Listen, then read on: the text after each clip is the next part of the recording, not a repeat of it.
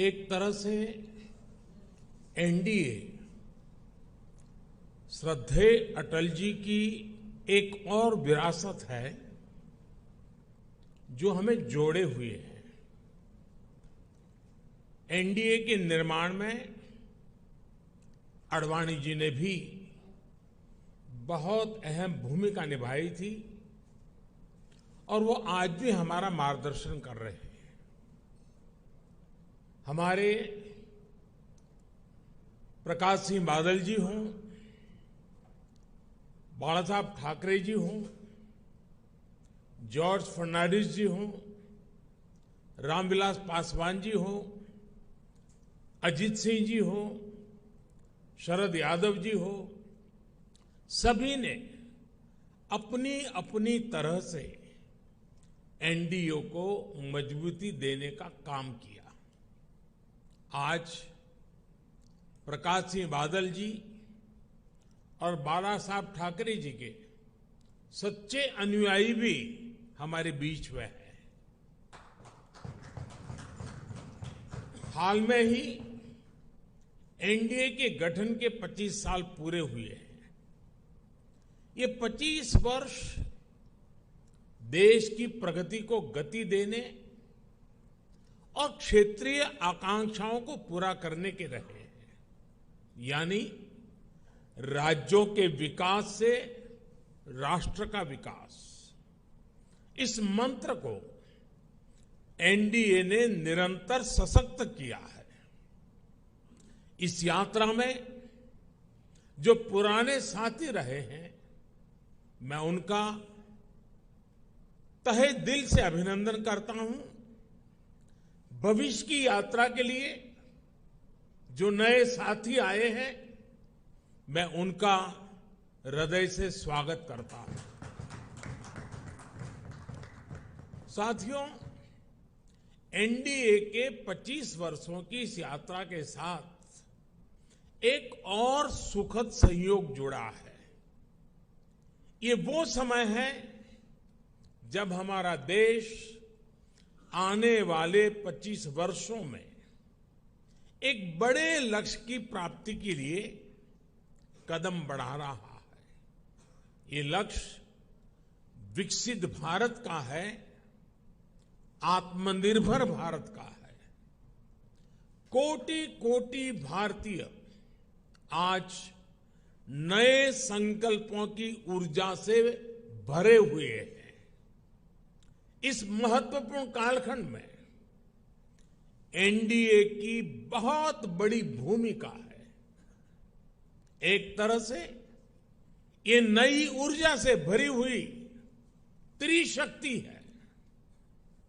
N से new India के लिए, डी से डेवलप्ड नेशन के लिए, ए से aspiration of people and region के लिए।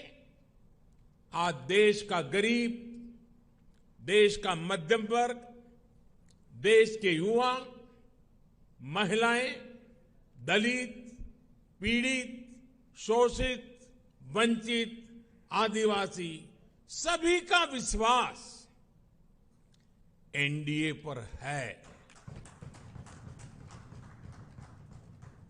हमारे जो समाजशास्त्री हैं, राजनीति शास्त्री हैं और अर्थशास्त्री हैं, वो भी भारत के विकास के लिए एनडीए को एक पॉजिटिव फोर्स के रूप में देख रहे हैं।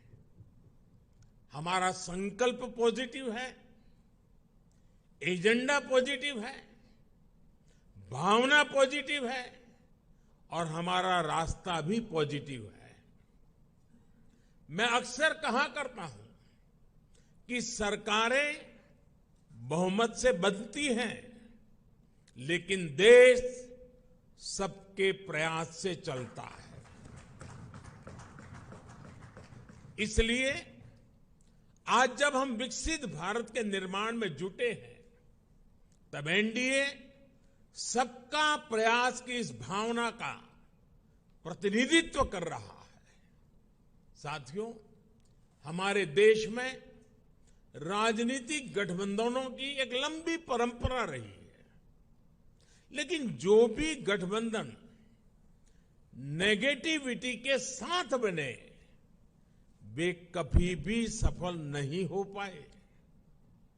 कांग्रेस ने 90 के दशक में देश में अस्थिरता लाने के लिए गठबंधनों का इस्तेमाल किया। कांग्रेस ने सरकारें बनाई, सरकारें बिगाड़ी। इसी दौर में 1998 में एनडीए का गठन हुआ था। लेकिन एनडीए क्यों बना? क्या तब सिर्फ सरकार बनाना या सत्ता हासिल करना ही एनडीए का लक्ष्य था? आप भी जानते हैं, ऐसा नहीं था। एनडीए किसी के विरोध में नहीं बना था। एनडीए किसी को सत्ता से हटाने के लिए नहीं बना था, बल्कि एनडीए का गठन देश में स्थिरता लाने के लिए हुआ था। और जब देश में स्थिर सरकार होती है तो देश वो फैसले करता है जो कालजयी होते हैं, देश की दिशा बदलने वाले होते हैं। ये हमने अटल जी के कार्यकाल के दौरान भी देखा और ये पिछले 9 वर्षों में भी हम बार बार देख रहे हैं।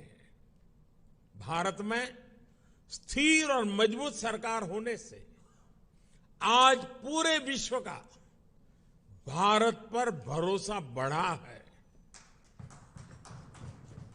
साथियों, एनडीए की एक और विशेषता रही है। जब हम विपक्ष में थे तब भी हमने हमेशा सकारात्मक राजनीति की।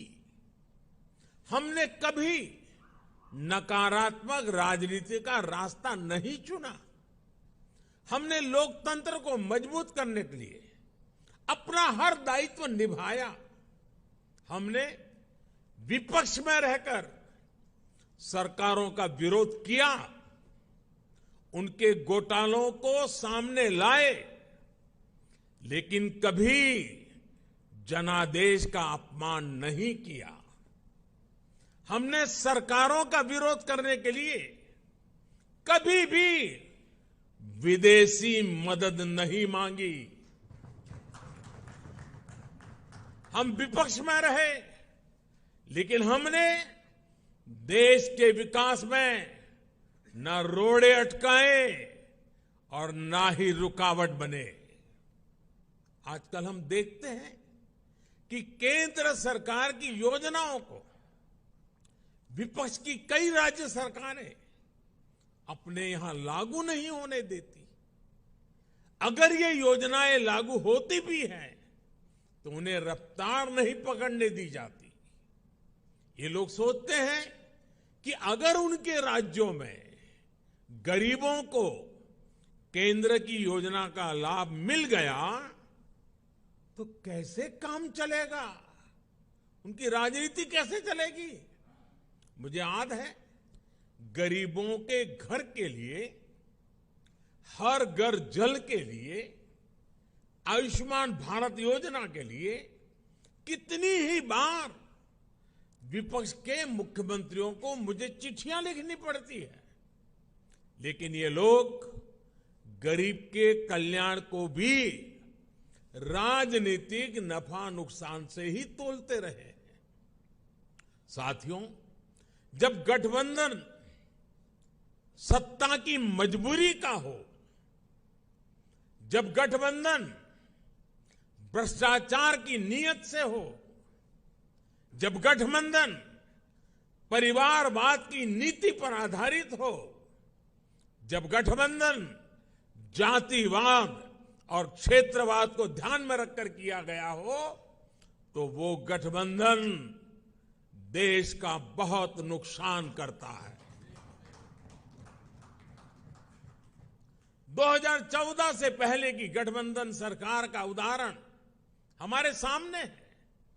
तमाम उठापटक के बीच वो गठबंधन सरकार किसी तरह अपने 10 साल खींच पाई। लेकिन देश को क्या मिला?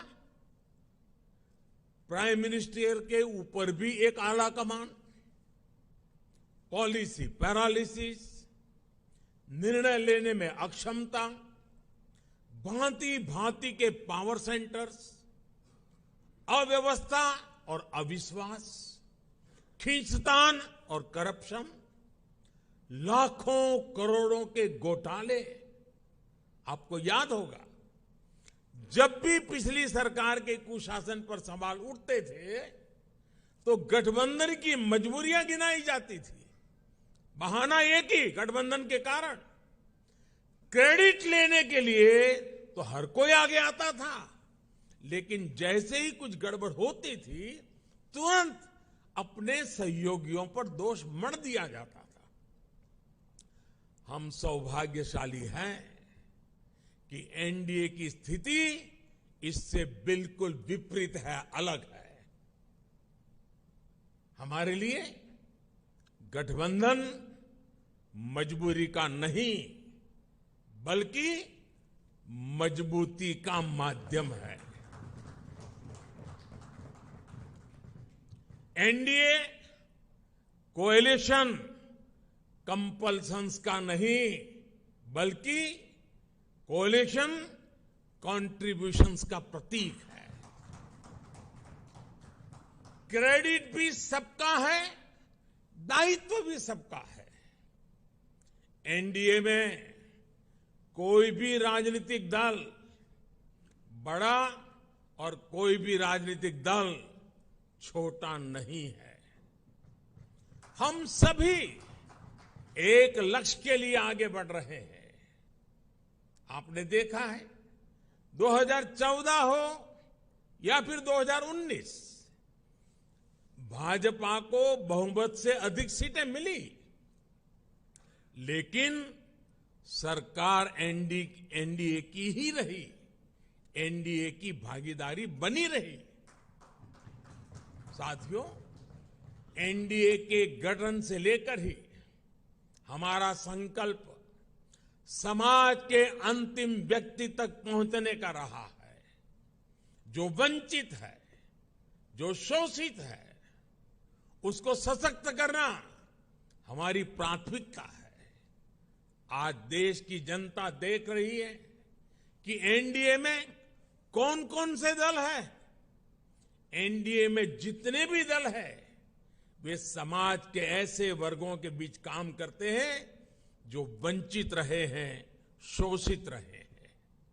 हमारे समूह में गांव, किसान, दलित, पिछड़े, आदिवासियों के बीच काम करने वाले ये सारे नेता यहां हैं। एनडीए में जो दल है वो ऐसे क्षेत्रों में काम करते हैं जिनकी पहले दिल्ली में सुनवाई तक नहीं होती थी। एनडीए एक प्रकार से क्षेत्रीय आकांक्षाओं का बहुत ही खूबसूरत इंद्रधनुष है। एनडीए देश के लिए, देश के लोगों के लिए समर्पित है। एनडीए की विचारधारा है nation first, security of nation first. NDA की विचारधारा है प्रोग्रेस फर्स्ट। एनडीए की विचारधारा है एम्पावरमेंट ऑफ पीपल फर्स्ट। साथियों, आपको याद होगा एनडीए की बैठक में हमने संकल्प लिया था कि हम देश की गरीबी को गरीबों की ताकत से ही गरीबी को परास्त करेंगे। इसलिए इन वर्षों में हमारा सबसे ज्यादा जोर गरीबों को सशक्त करने पर रहा। हमने श्रमयोगी को सम्मान दिया, डिग्निटी ऑफ लेबर पर बल दिया, हमने गरीब को सुरक्षा का एहसास दिया, हमने गरीब को यह विश्वास दिया कि आपके हर प्रयास के पीछे एनडीए सरकार एक भरोसेमंद साथी की तरह आपके साथ खड़ी है। जैसे किसान को अगर सही बीज और खाद पानी मिल जाए तो वो पैदावार का रिकॉर्ड बना देता है, वैसे ही हमने गरीबों को सशक्त करने के लिए उन्हें हर संभव मदद की। इसका परिणाम क्या आया? अभी नीति आयोग की सबसे ताजा स्टडी आई है, आप में से कुछ मित्रों ने उसका उल्लेख भी किया। इस स्टडी के मुताबिक 2015-16 के बाद के 5 वर्षों में ही 13.5 करोड़ लोग गरीबी रेखा से बाहर आ गए हैं। इसके पूर्व वर्ल्ड बैंक की रिपोर्ट के समय सामने आया कि कैसे बहुत कम समय में ही 40-42 करोड़ लोगों ने गरीबी को परास्त किया है। आईएमएफ के मुताबिक एक्सट्रीम पॉवर्टी यानी अति गरीबी भी भारत में खत्म होने की कगार पर है, ये आईएमएफ का रिपोर्ट कह रही है। साथियों, यहां एनडीए के आप सभी साथी तो जमीन से जुड़े लोग हैं। आप देखिए, जब किसी गरीब को पक्का घर मिलता है तो ये सिर्फ एक छत की जरूरत पूरा नहीं करता, बल्कि ये उस परिवार को सुरक्षा कवच देता है, उसके सपनों को पंख देता है। जब गरीबों को बैंक लोन देने के लिए सरकार अपनी तरफ से गारंटी देती है, तब उनको एक साथी मिलता है, एक सहारा मिलता है। और ऐसे में प्रगति के लिए, तरक्की के लिए उनके प्रयास दोगुने हो जाते हैं। जब गरीब को हम मुफ्त इलाज का भरोसा देते हैं तो उससे एक परिवार ही नहीं बल्कि उसके आने वाली पीढ़ियों का भविष्य भी सुरक्षित हो जाता है। आप सभी जानते हैं कि पहले जब गरीब परिवार में बीमारी आती थी तो उसके पास 2 ही विकल्प होते थे, या तो अपनी आंखों के सामने अपनों को जीवन के लिए संघर्ष करते देखें, या फिर मकान, दुकान, खेत, खलिहान जो भी थोड़ा बहुत पास में हो उसे बेचें या गिरवी रखें। पीढ़ी दर पीढ़ी गरीब को गरीब रखने के इस कुचक्र को भी एनडीए सरकार की अनेक योजनाओं ने तोड़ दिया है। गांधी जी से लेकर बाबा साहब आंबेडकर और लोहिया जी तक सभी ने जिस सोशल जस्टिस की, सामाजिक न्याय की अवधारणा की थी, और मैं समझता हूं हम जो कर रहे हैं वो यही सच्चा सोशल जस्टिस है, सामाजिक न्याय है। एनडीए सरकार ने वोट बैंक की राजनीति को विकासवाद की राजनीति में बदला है। ये एनडीए शासन ही है जिसमें छोटे किसानों, रेहड़ी पटरी, फुटपाथ वालों को पहली बार मदद मिल रही है। हमारे विश्वकर्मा साथियों को भी पहली बार ये विश्वास मिला है कि उनके लिए भी कोई सरकारी योजना बन सकती है। साथियों, गरीबी से भारत की इस लड़ाई का एक और पक्ष है। आप सब ये भी जानते हैं कि पहले हमारी माताओं बहनों के नाम पर प्रॉपर्टी खरीदने का चलन कम ही था। वे एक प्रकार से घर के, समाज के आर्थिक फैसलों से कटी हुई थी। देश की आधी आबादी और परिवार को चलाने वाली ताकत का जब ये हाल हो तो गरीबी से पार पाना आसान कैसे हो सकता था। अब जब बहनों के नाम बैंक अकाउंट खुले, उनके नाम पर घरों की रजिस्ट्री हुई, उनके नाम पर ऋण मिलने लगे तो एक नया सामर्थ्य समाज में पैदा हुआ। मुद्रा योजना की सबसे बड़ी लाभार्थी हमारी बहनें हैं। स्टार्टअप इंडिया की सबसे बड़ी लाभार्थी हमारी बेटियां हैं। जो देश में 9 करोड़ स्वयं सहायता समूह बने हैं, उनकी सबसे बड़ी लाभार्थी गांव में रहने वाली दलित, पिछड़े, आदिवासी समाज की बहनें हैं। मैं पिछले दिनों मध्य प्रदेश गया था, एक आदिवासी गांव में गया था। वहां ये स्वयं सहायता समूह की आदिवासी बहनों से मिलना हुआ। जितने समूह थे उन्होंने कहा अब तो हमारी पहचान है, हम लखपति दीदी हैं। हमारा कारोबार इतना है कि आज हम लखपति बन गए हैं। ये बहुत बड़ा परिवर्तन है साथियों, एनडीए सरकार ने महिलाओं के कल्याण को, उनकी तकलीफ कम करने को सर्वोच्च प्राथमिकता दी है। जब घर में टॉयलेट बना तो बहनों को सम्मान और सुरक्षा दोनों मिला। जब नल से जल आया, गैस का सिलेंडर आया तो उनकी परेशानी कम हुई, उनके समय की बचत हुई। इस समय को वो अपने परिवार की आय बढ़ाने में उपयोग कर रही है। ये सिर्फ गरीबी से बाहर निकलने का प्रयास नहीं है, बल्कि वुमेन लेड डेवलपमेंट का रास्ता है जिसे एनडीए सशक्त कर रहा है। आज डिफेंस से लेकर माइनिंग तक हर सेक्टर को बेटियों के लिए खोल दिया गया है। देश को पहली आदिवासी महिला राष्ट्रपति देने का सौभाग्य एनडीए को मिला है। साथियों, 9 साल में हमने केवल एक लक्ष्य के साथ काम किया है कि हम देशवासियों का, खासकर गरीब और वंचित का जीवन बेहतर बना सके।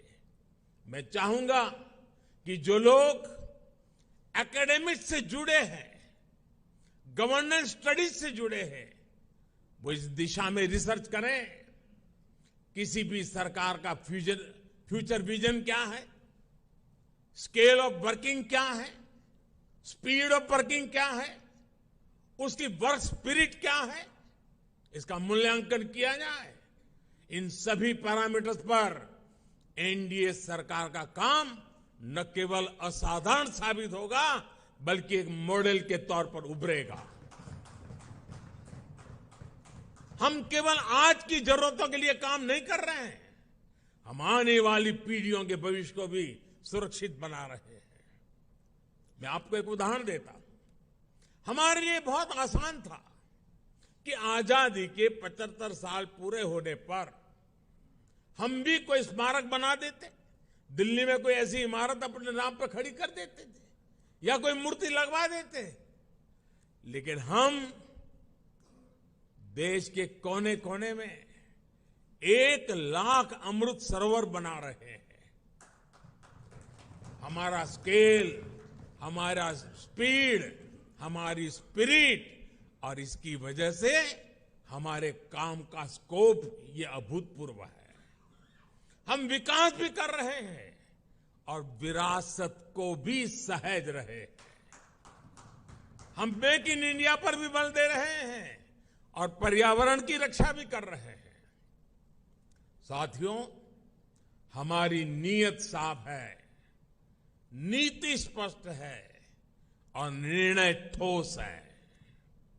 एनडीए सरकार ने बीते 9 वर्षों में भ्रष्टाचार के हर रास्ते को बंद करने के लिए हर संभव प्रयास किए हैं। पहले सत्ता के गलियारों में जो बिचौलिए घूमते थे, हमने उनको बाहर कर दिया है। हमने टेक्नोलॉजी की मदद से लीकेज की हर संभावनाओं को दूर किया है। जनधन, आधार, मोबाइल, इसकी त्रिशक्ति से हमने करोड़ों फर्जी लाभार्थियों को गरीबों का हक छीनने से रोका है। आप सोचिए, देश में करीब करीब 10 करोड़ ऐसे फर्जी लाभार्थी थे जिनका जन्म ही नहीं हुआ था और जिन्हें सरकारी मदद जा रही थी, ये पैसे मेरे किसी गरीब भाई बहन के थे, किसी आदिवासी के थे, किसी पिछड़े और दलित साथी के थे। ये एनडीए सरकार है जिसने गरीब से हो रही इस लूट को बंद किया है। आज देश में हर आदमी दुखी है, युवा दुखी है, किसान दुखी है, मजदूर दुखी है, व्यापारी दुखी है, इंडस्ट्रियलिस्ट दुखी है, गृहिणी दुखी है। ऐसा कौन सा व्यक्ति है जो दुखी नहीं है? तो आज ये 26 पार्टियां, हम सब लोग अपने लिए एकत्रित नहीं हुए। हम देश को एक तरफ बचाना है, जिस तरह से पूरे देश के अंदर नफरत फैलाई जा रही है उससे बचाना है, और दूसरी तरफ एक नए भारत का सपना लेके हम सब लोग इकट्ठे हुए हैं, जिसमें हर युवा को रोजगार मिलना चाहिए, हर गरीब बच्चे को अच्छी शिक्षा मिलनी चाहिए, हर बीमार आदमी को अच्छा इलाज मिलना चाहिए।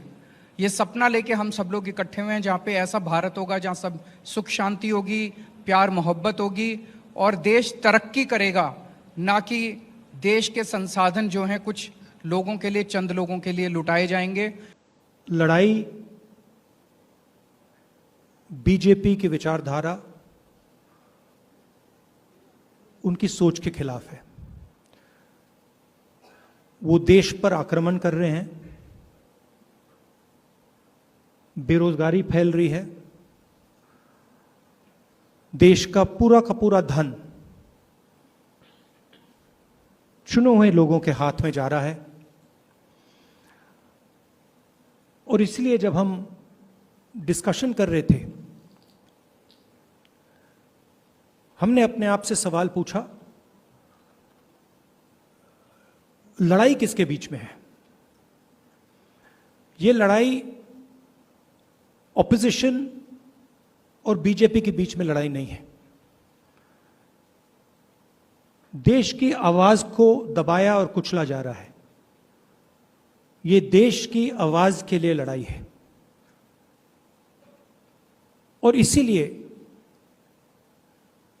ये नाम चुना गया, Indian national developmental inclusive alliance, मतलब इंडिया। लड़ाई From today, it's a real challenge. We already started.